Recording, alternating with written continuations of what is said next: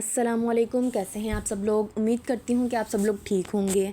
तो आज का हमारा टॉपिक है shielding effect. What is shielding effect? The reduction in force of attraction between nucleus and the valence electron is called shielding effect. यानी valence electrons और nucleus के दरमियान फोर्स ऑफ अट्रैक्शन का रिड्यूस हो जाना शील्डिंग इफ़ेक्ट कहलाता है। और अगर पीरियडिक टेबल में देखा जाए, as you move from top to bottom in a group the number of electrons shell increase, as a result shielding effect increase.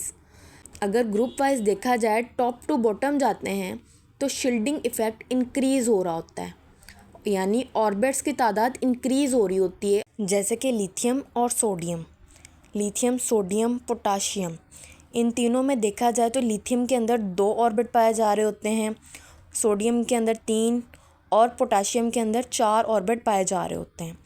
जिस तरह ऑर्बिट की तादाद बढ़ती जाती है, न्यूक्लियस और वैलेंस शेल इलेक्ट्रॉन के दरमियान फोर्स ऑफ अट्रैक्शन रिड्यूस होती रहती है। जितनी फोर्स ऑफ अट्रैक्शन न्यूक्लियस और वैलेंस इलेक्ट्रॉन के दरमियान रिड्यूस होगी, उतना ही शील्डिंग इफ़ेक्ट इंक्रीज़ होगा।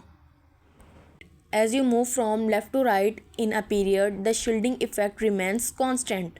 इसी तरह अगर पीरियडिक टेबल में लेफ़्ट टू राइट तरफ जाया जाए, यानी पीरियड वाइज देखा जाए, तो ऑर्बिट्स की तादाद सेम रहती है। जैसे लिथियम और बेरिलियम, ये दोनों एक ही पीरियड से बिलोंग करते हैं। इन दोनों के दरमियान ऑर्बिट्स की तादाद सेम है, तो शील्डिंग इफ़ेक्ट भी कांस्टेंट रहेगा। लेकिन अगर टॉप टू बॉटम जाएंगे तो ऑर्बिट की तादाद इंक्रीज़ होती है।